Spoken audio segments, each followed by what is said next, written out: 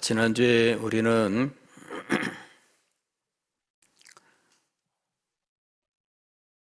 에베소서 2장 10절 말씀에서 하나님께서 우리를 구원하신 목적이 있었다는 사실에 대해 생각했습니다.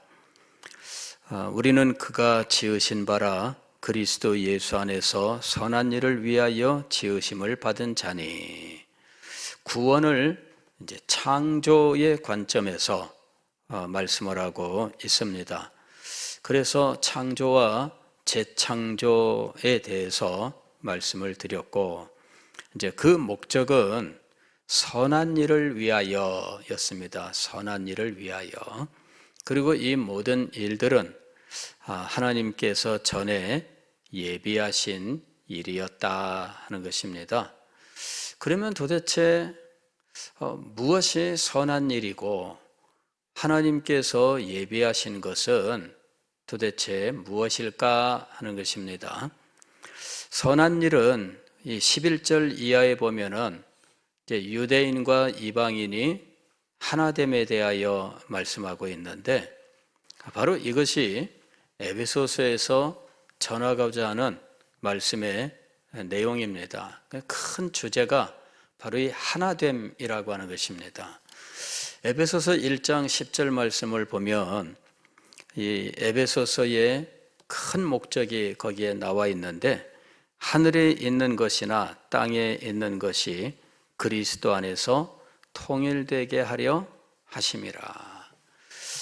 이 영광스러운 구원 사역의 그 최정점에 있는 목적이 무엇이냐면, 하늘에 있는 것이나 땅에 있는 것이 그리스도 안에서 통일되는 것, 즉 하나 되는 것이다 하는 것입니다. 하늘에 있는 것은 천사들을 말하는 것입니다. 영적인 존재들이에요. 땅에 있는 것은 인간을 말하는 것이죠. 그래서 하늘에 있는 천사나 땅에 있는 인간이나 그리스도 안에서 하나가 되는 이 엄청난 이 하나됨의 역사, 이것이 하나님께서 우리를 구원하시는 크신 목적이었습니다. 지금은 천사들이 하나님을 섬기고 있지만 죄인인 우리는 하나님을 섬기지 않고 있었습니다. 그런 상태에서는 천사와 우리가 함께 하나가 되어서 하나님을 영광스럽게 예배할 수가 없습니다. 그래서 죄인들을 구원하여 천사들과 하나가 되어 하나님을 영광스럽게 예배하게 하는 것, 이것이 그리스도 안에서 이루고자 하시는 크신 뜻이었다 하는 것입니다. 자, 그런데 이 일을 위하여 죄인들을 구원하셔야만 하는 이러한 하나님의 계획이 세워진 겁니다. 죄인들을 구원하지 않고서는 하늘에 있는 것과 땅에 있는 것이 하나가 되는 일이 일어날 수가 없습니다. 왜냐하면 하늘에 있는 천사들은 의로운 자들이요, 깨끗한 자들이요, 하나님께 전적으로 헌신된 자들입니다. 그런데 땅에 있는 자들은 어떤 자들입니까? 2장 1절 이하에서 땅에 있는 자들의 이 상태에 대해서 말씀을 하고 있었지 않습니까? 그는 허물과 죄로 죽었던 너희 그랬어요. 허물과 죄로 죽어 있는 상태였습니다. 그것이 땅에 있는 존재들의 모습입니다.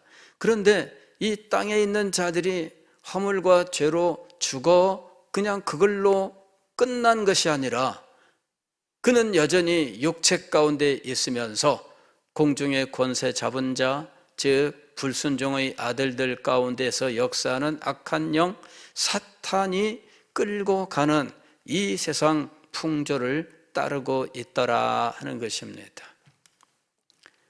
이게 참 답답하고 안타까운 상황입니다. 하나님이 창조하였습니다. 하나님께서 생명을 주셨습니다. 하나님께서 축복하셨습니다. 그런데 막상 하나님을 사랑하지 않고 하나님의 원수를 사랑하는 모습, 이것이 이 세상 풍조를 따르는 죄와 허물로 죽은 그 이 땅에 있는 존재들의 모습입니다. 그들은 속에 있는 육체의 본능을 따라 행하는데, 이 육체의 본능이 하나님을 섬기는 쪽으로 작용하는 것이 아니라 자기의 욕심을 만족시키고 사탄을 즐겁게 하는 쪽으로 이 본능이 작용하고 있다는 것이지요. 이것이 땅에 있는 자들의 모습입니다. 이 모습을 가지고는 하늘에 있는 자들과 하나가 될 수가 없습니다. 차이가 나도 너무 나거든요. 그래서 이 죄인들을 구원하여 그들을 정결하게 씻고 온전케 하여 그들을 하늘에 있는 존재들과 하나 되게 만드시는 것, 이것이 하나님께서 세우신 구원의 계획이었던 것입니다. 이 모든 일들을 진행할 때 하나님께서는 철저하게 은혜의 원리로 진행하셨던 겁니다. 죄인들을 구원하시는 모든 과정들은 하나님께서 은혜로 하셨어요. 죄인들의 행위나 죄인들의 공로나 이런 것을 가지고 하지 않으셨습니다. 그거는 애초부터 불가능한 일이었습니다. 왜냐하면 죄인들은 자신들의 죄값을 치르기에도 부족한 존재들이거든요. 죄값을 치르고 나면 남는 게 없어요. 죽음밖에는, 멸망밖에는 남는 게 없습니다. 그런 존재들이 무슨 일을 더 할 수 있겠습니까? 그래서 하나님께서는 철저하게 은혜의 원리로 죄인들을 구원하셔서 정결하게 하시고 하나님의 자녀가 되게 하시고 하나님 나라 백성이 되게 하시고 그리고 하늘의 기업을 상속할 수 있게 하셨던 것입니다. 이 모든 것이 하나님의 은혜였습니다. 그리고 죄인들의 마음속에서 일어나고 역사하는 이 믿음조차도 하나님께서 주신 은혜였습니다.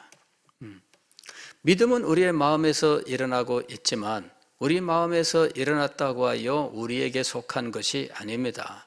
이것은 성령께서 우리 속에 임재하시면서 우리 속에 생명의 원리로 역사하시기 때문에 일어나는 것입니다.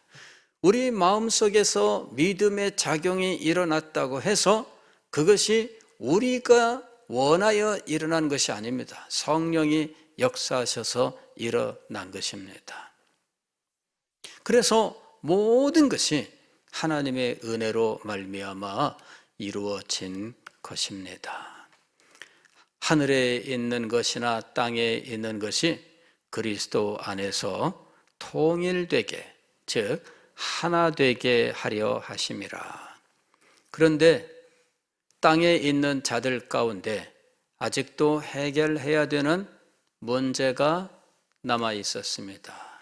그것이 유대인과 이방인의 문제입니다. 땅에 있는 자, 즉 유대인이나 이방인이나 근본적으로는 다 똑같아요. 그러나 유대인들에게는 하나님의 경륜이 일찍 적용이 되었습니다.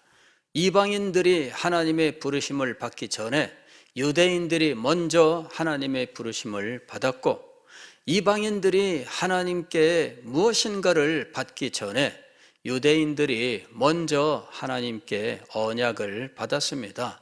그래서 땅에 있는 자들 가운데에도 이렇게 하나님의 은혜와 하나님의 계획 가운데 그 경륜이 먼저 적용된 유대인과 아직 이 모든 것들과는 아무 상관이 없는 이방인이 있었던 겁니다.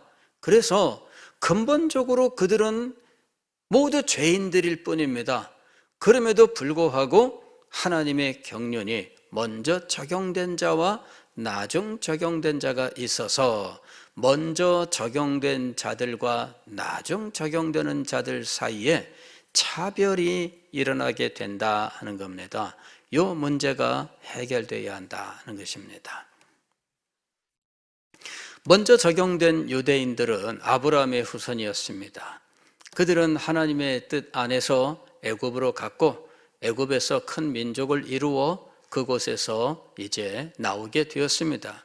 그리고 광야 시내산에서 하나님의 백성 되는 하나님 나라 언약, 즉 시내산 언약을 맺었고 그 언약에 따라 그들은 율법을 받아 율법을 지켜야 하는 사람들이 되었습니다.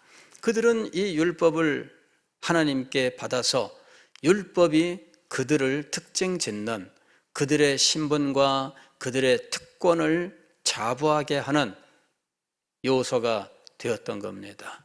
그래서 그들은 이 율법을 대단하게 여기고 율법을 붙들고 율법을 높이면서 살아왔습니다. 그런데 땅에 있는 자들이 하나 되게 하실 때 장애물이 무엇이 되느냐 하면 율법이 장애물이 된 거예요. 율법을 숭상하는 유대인들은 이방인들을 인정할 수가 없습니다. 율법도 없는 것들이 할례를 받은 유대인들은 이방인을 인정할 수가 없었습니다. 할례도 받지 않는 것들이. 그래서 이 율법과 할례라고 하는 이 문제가 유대인들과 이방인 사이를 가로막는 담이 되어 있었습니다. 이 담이 존재하는 한 이방인에게 무엇인가 전달될 수 있는 길은 없는 겁니다. 유대인들이 율법을 붙들고 또 할례를 붙들고 그것을 숭상하여 그것으로 모든 이방인들을 깔보고 멸시하고 배척하고 미워하고 이러는 상황이 된다면 이건 하나됨이 아니잖아요. 그런 거 없이도 하나가 안 되는데, 그렇죠? 그런 거 없이도 하나가 안 돼요. 고린도 교회를 보십시오. 이방인들로 구성되어 있습니다. 유대인들이라고 해야 뭐 몇 사람 가물에 콩나는 그러한 교회입니다. 그런데 그런 교회도 하나 되는 게 쉽지가 않아요. 그런데 여러분 이런 것들이 있다고 생각해 보십시오. 이것은 이미 소아시아에 있는 교회들이 경험한 겁니다. 소아시아에 있는 교회에 유대인들이 들어와서 유대인들이 무엇인가 말을 하게 되면 그들은 언제나 할례를 앞세웠고 율법을 앞세웠던 것입니다.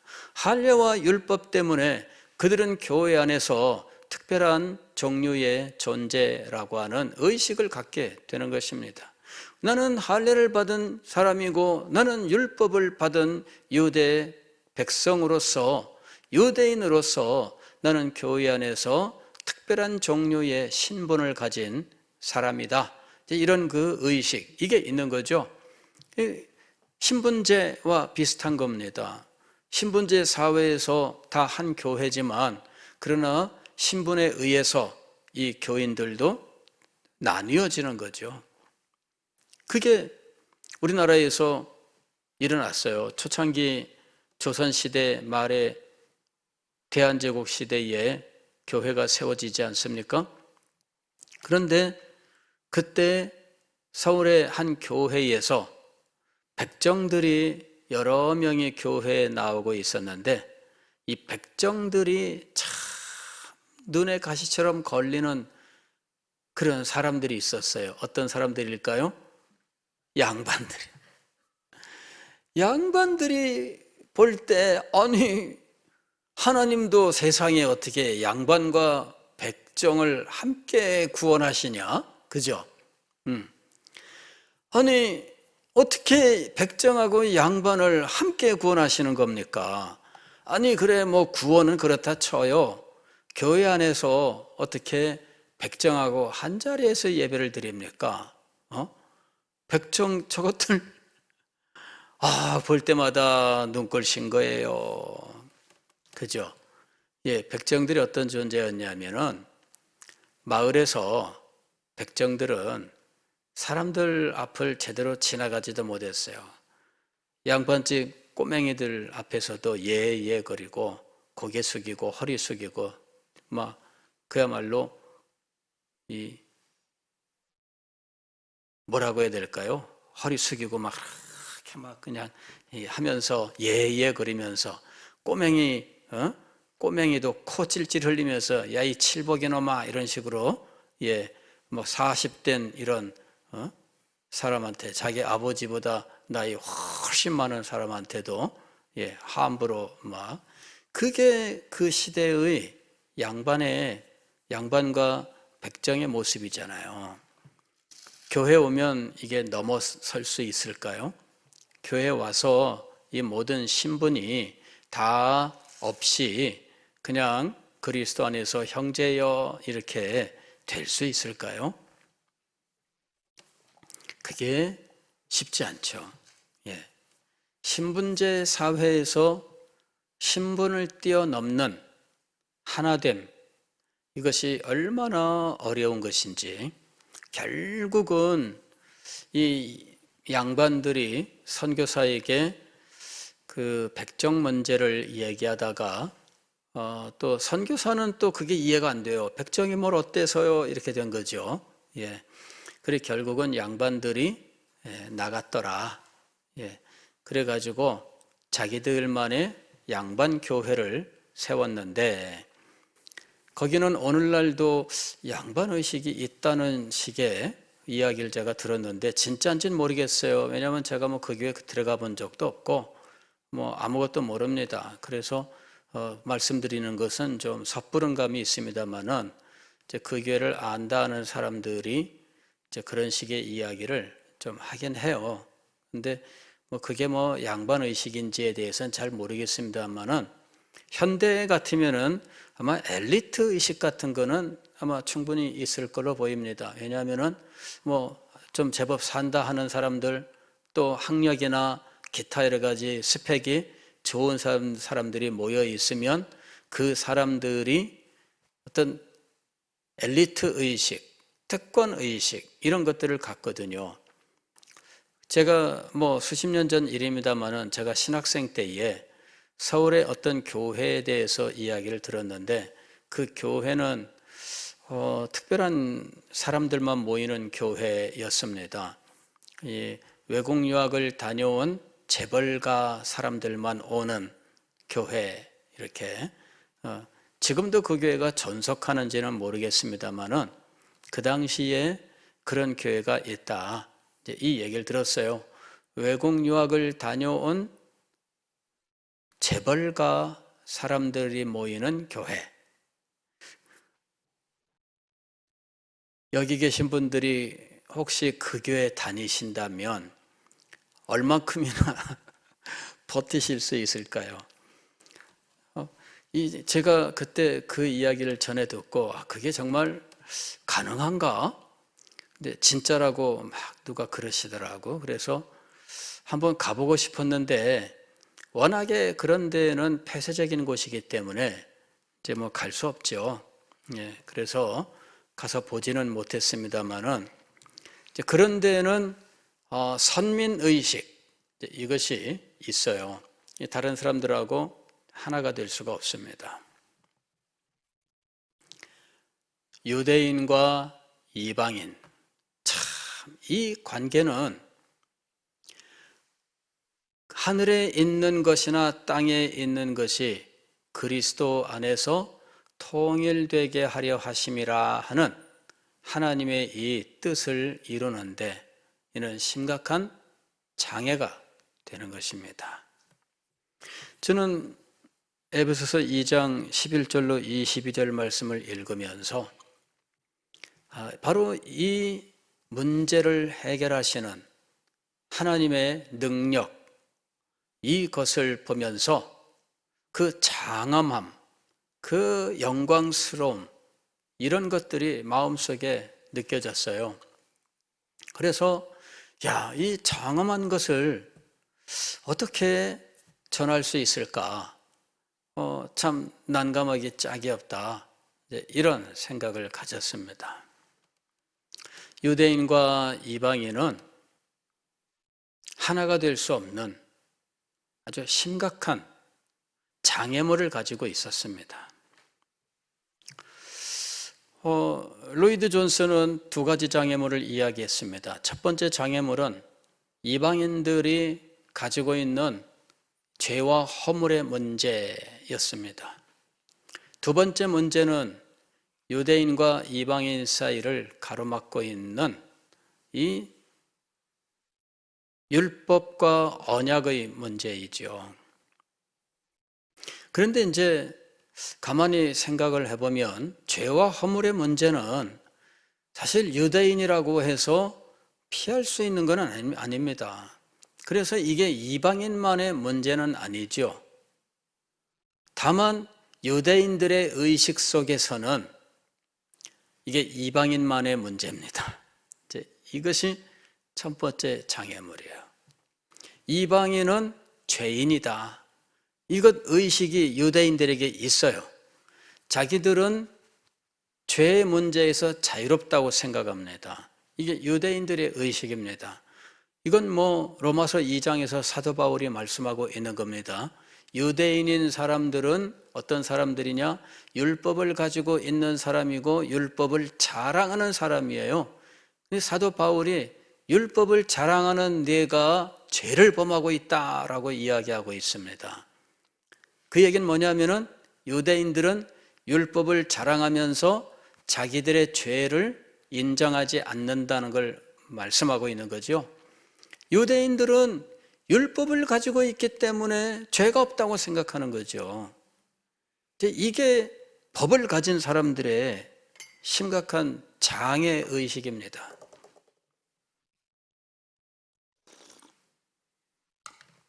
우리는 법을 어기면 무서워서 벌벌 떠는데 법을 집행하는 위치에 있는 사람들은 그런 경우가 많지 않습니다.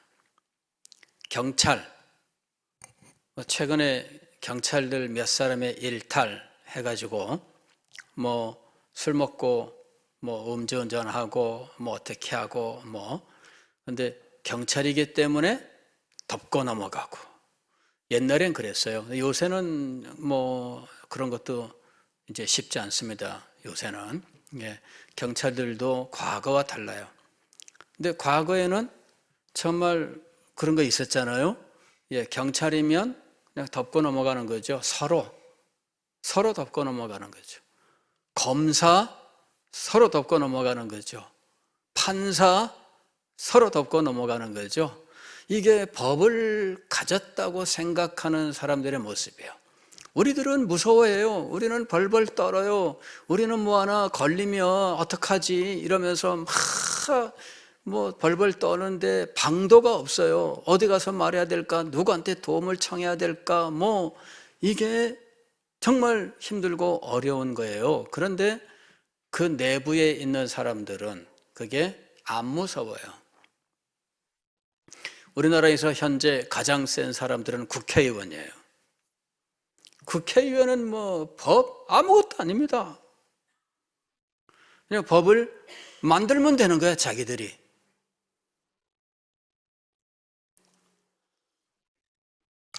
수틀리면 법을 만들면 되는 거예요. 저는 이것이 이 사회를 지금 망하게 하는 모습이라고 봅니다. 수틀리면 법을 바꾸면 돼. 그게 사회의 가치관과 기준을 무너뜨리는 일이에요. 이게 이제 나중에는 심각한 역효과로 우리나라의 역사에 아마 아주 부정적인 영향을 가져올 것이다.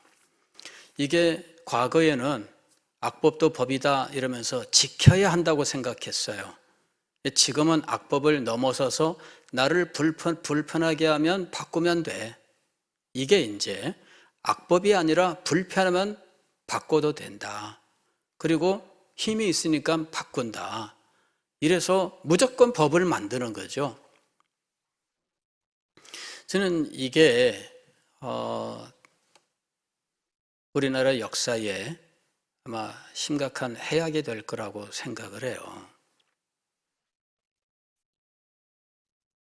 법을 가진 사람들의 의식은 우리 평범한 사람들은 이해할 수가 없습니다.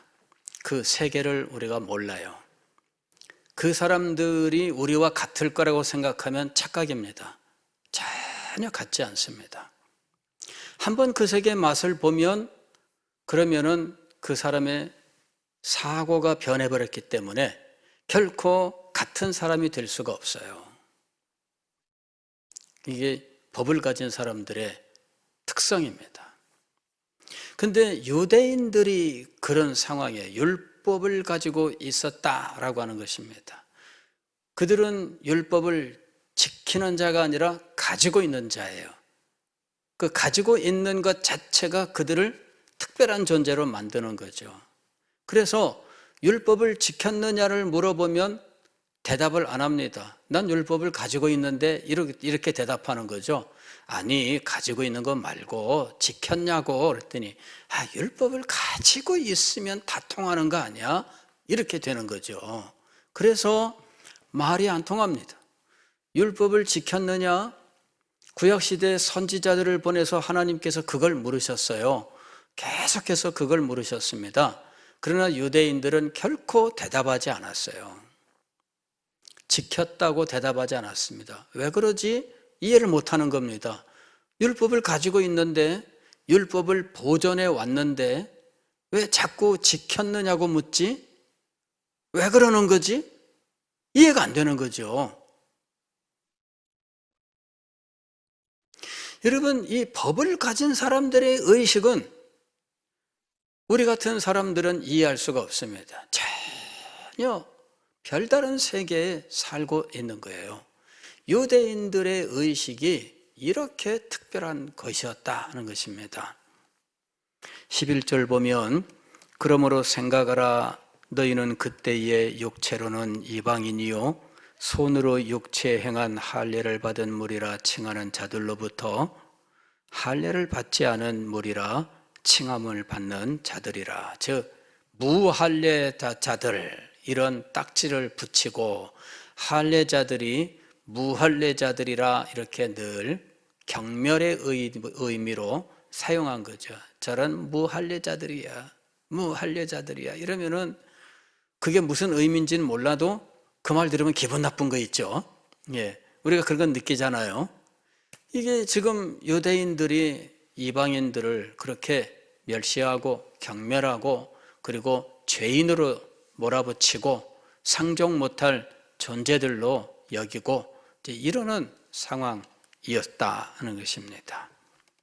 그런데 이게 유대인들의 의식뿐만 아니라 실제로 하나님의 경륜 속에서 그들은, 이방인들은 그런 위치에 있었어요.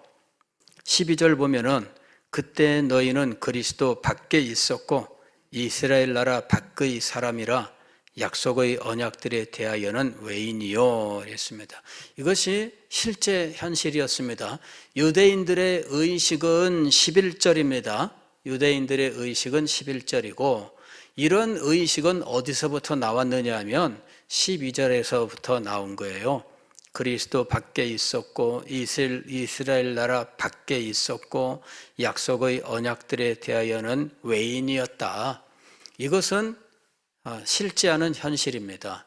왜냐하면 구약의 언약, 즉 신의 산 언약은 이 아브라함의 후손들, 할례받은 그 자손들, 율법을 가진 모세가 이끌고 나온 그 백성들을 대상으로 하고 있었기 때문입니다.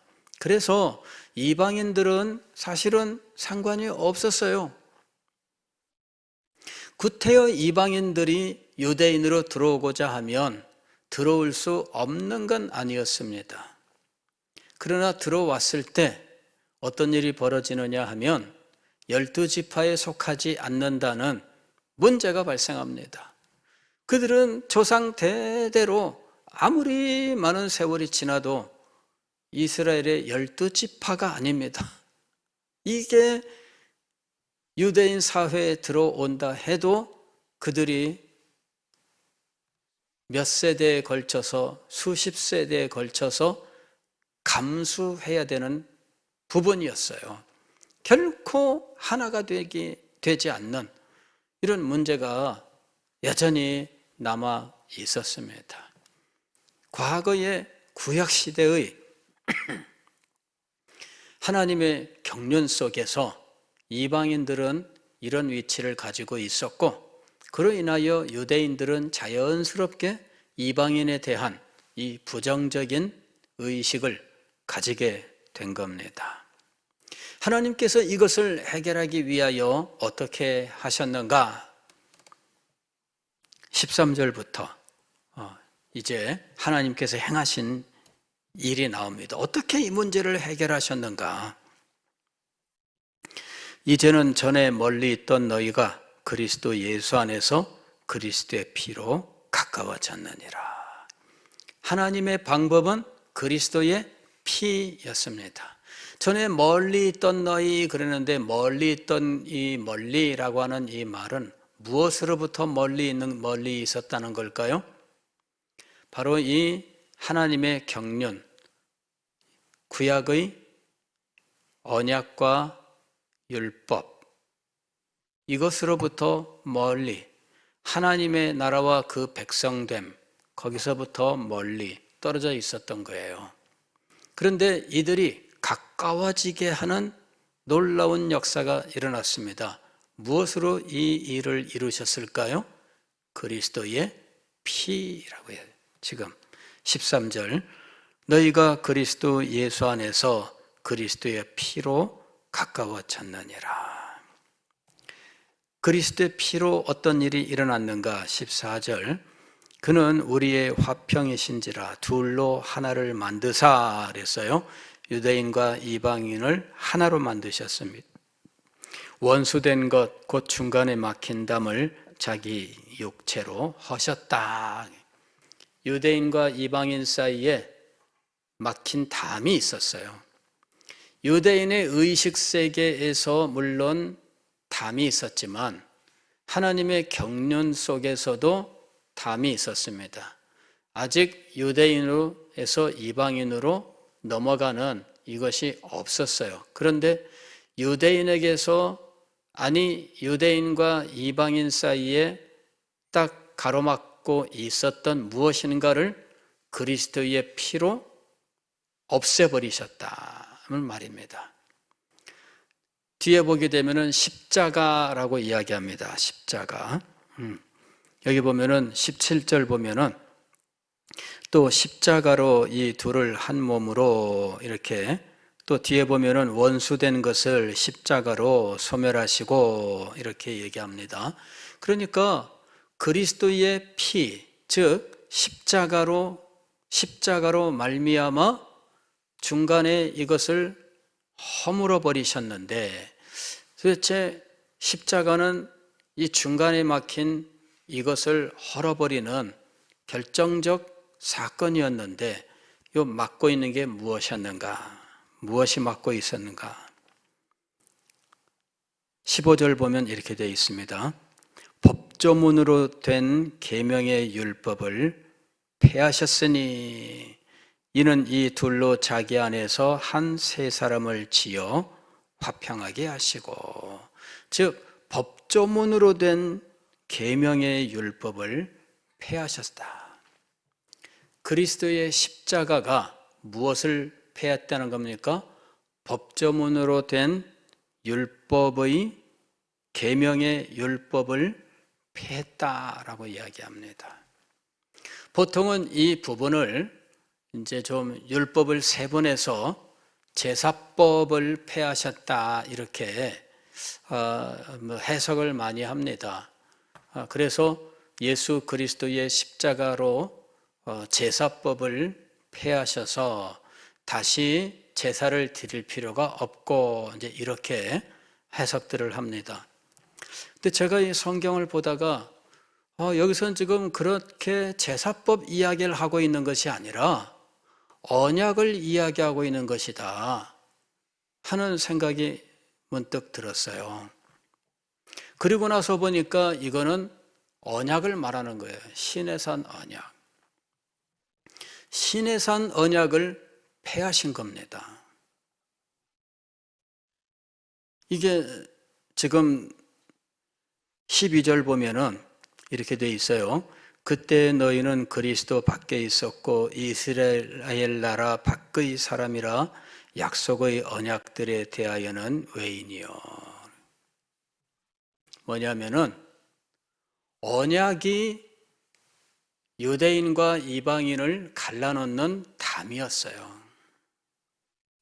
유대인의 의식 세계도 있겠고 문화적 차이도 있겠고 많은 차이를 말할 수 있겠지만 근본적으로는 하나님의 경륜의 차이가 있었습니다.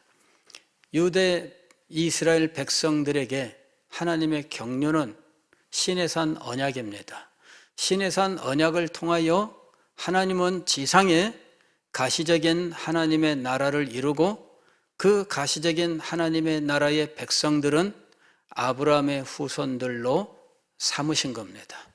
그래서 아브라함의 후손들이 할례를 받음으로 그 가시적인 나라 백성이 되는 것이었습니다.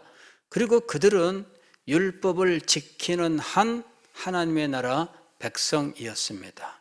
그런데 하나님께서는 그들이 율법을 지키지 못하는 어떤 때를 알고 계신 거죠. 그리고 그 너머에 그것을 폐하시고 유대인과 이방인 모두 차별이 없이 그리스도를 믿는 믿음으로 하나님 나라 백성이 되는 그 새로운 경륜을 가지고 계셨다는 겁니다. 이것이 10절 하반절에서 말씀하는 하나님이 전에 예비하사라고 하는 일이었습니다. 즉 시내산 언약을 폐하시고 라는 말이 여기 법조문으로 된 계명의 율법을 폐하셨으니 라는 이 말씀의 의미로 더 합당하다는 것입니다. 그냥 단지 제사법을 폐하셨다는 것이 아니라 시내산 언약을 폐하신 거예요.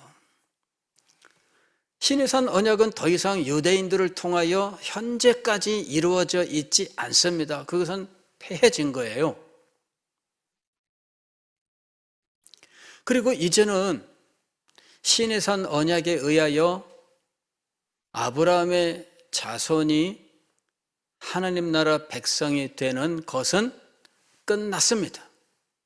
그래서 그 경륜이 끝났다고 말하는 거예요. 새로운 경륜은 새 언약입니다.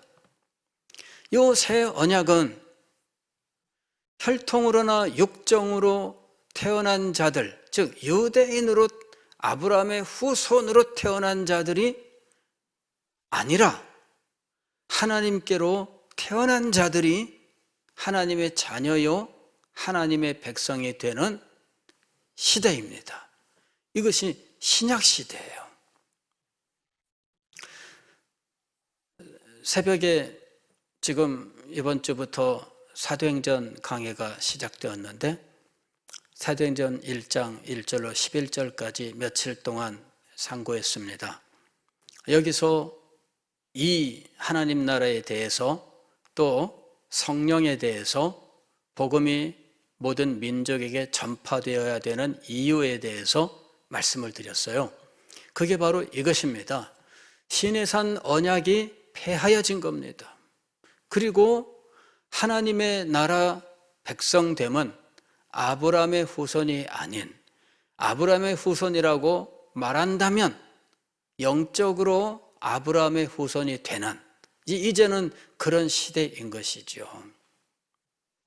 그런 시대가 시작된 거예요. 어떻게 그 일이 이루어졌느냐 하면 그리스도의 십자가, 그 피 흘림으로 이 일이 이루어진 겁니다.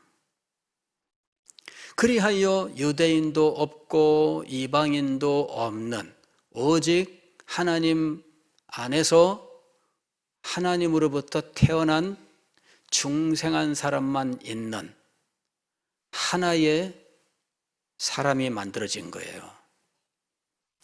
이것이 땅에 있는 자, 하나 되는 한 사람이 된 땅에 있는 자의 모습입니다. 하나님은 땅에 있는 자를 먼저 하나 되게 하시는 겁니다. 그 하나 되게 하시는 일은 유대인과 이방인을 하나 되게 하시는 것인데, 이는 그리스도의 십자가의 죽으심, 그 피 흘림으로 인하여 이루신 일인데, 그 일로 인하여 그리스도는 바로 유대인들이 그렇게 숭상하던 율법으로 대표되는 신의 산 언약을 폐하신 거예요. 그리하여 새 언약의 시대가 된 겁니다. 새 언약은 그리스도로 인하여 세워진 언약입니다. 그리고 그리스도를 믿음으로 하나님의 자녀가 되고 하나님의 나라 백성이 되는 일이 유대인에게나 이방인에게나 동일하게 일어나는 것입니다. 그리스도의 증인이 되는 일은 예루살렘으로부터, 즉 유대인으로부터 시작되는 거예요. 유대인으로부터, 이게 예루살렘입니다. 온 유대와 사마리아와 땅끝까지 하나가 되는 겁니다. 그래서 사도 바울이 로마서에서 차별이 없느니라 이런 말을 여러 차례 쓰고 있는데, 유대인이나 이방인이나 차별이 없느니라. 무엇에 있어서? 믿음으로 구원받는다는 이 원리에 있어서 차별이 없느니라. 이제는 더 이상 그들이 가진 율법의 계명의 율법, 법조문으로 된 계명의 율법, 그것을 가지고 이것이 최고다, 하나님의 뜻이 여기에 있다, 이렇게 말할 수 없어요. 왜냐하면 그것이 폐해졌으니.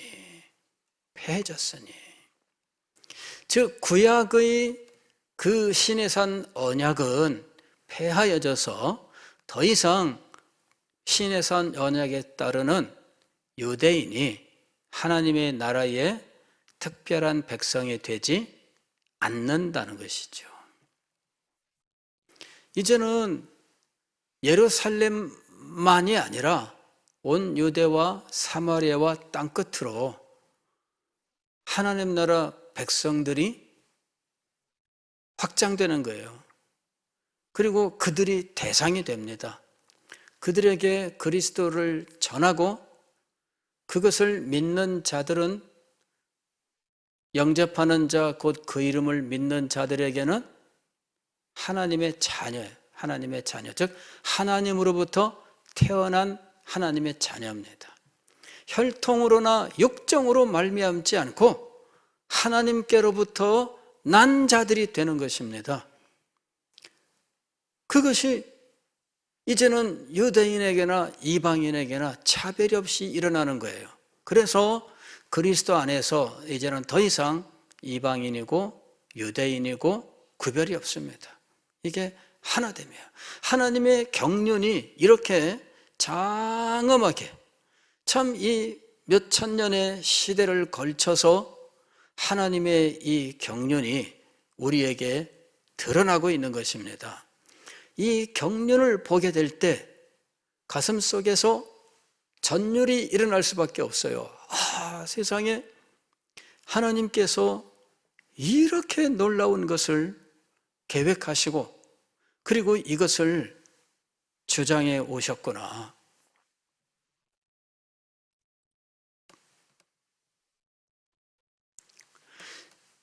지금 이 짧은 절에서 우리는 수천 년의 역사를 이 짧은 절 속에서 요약돼 있는 걸 보는 겁니다. 이 내용을 알아야 이 속에 담겨 있는 이 장엄한 것들이 찬란하게 떠오르는 것을 목격할 수 있는 겁니다. 하나님의 뜻과 계획이 얼마나 오묘한지 인간은 감히 짐작할 수 없습니다. 우리는 다만 그 앞에 무릎을 꿇고 그냥 굴복할 뿐입니다. 하나님께서 하늘에 있는 것이나 땅에 있는 것이 다 그리스도 안에서 통일되게 하려 하심이라. 그 장엄한 위대한 그 목적을 이루기 위하여 하나님의 땅에 있는 자들에 대한 하나님의 경륜이 시행되는데, 먼저는 아브라함과 그 후손에게, 그리고 그들에게 주셨던 언약을 폐하시면서 이방인들까지 포함하여 차별이 없이 하나 되게 하시는 이 놀라운 일을 이루셨다는 것입니다. 그리고 하나 되게 하시는 이 놀라운 일은 또 누구의 역사가 있느냐 하면 성령의 역사가 있는 거예요. 여기 18절 말씀 보면, 이는 그로 말미암아 우리 둘이 한 성령 안에서 아버지께 나아감을 얻게 하려 하심이라. 성령의 역사가 바로 이렇게 땅에 있는 자들을 하나 되게 하시는 역사를 이루시는 겁니다. 그래서 오직 성령이 너희에게 임하시면, 그렇게 말씀하셨던 겁니다. 그리하여 예루살렘과 온 유대와 사마리아와 땅끝까지 성령의 역사로 무엇이 이루어지는 겁니까? 한 세 사람을 지으시는 일이 이루어지는 겁니다. 유대인만도 아니고 이방인만도 아닌 모두가 하나 되는 놀라운 역사를 성령이 하나 되게 하시는 일로 이루신다라고 하는 것입니다. 그리하여 땅에 있는 자들이 그리스도 안에서 통일되는 겁니다. 그리고 역사의 마지막에 하늘에 있는 자들과 통일되게 하는 놀라운 일을 이루실 것입니다. 기도하겠습니다.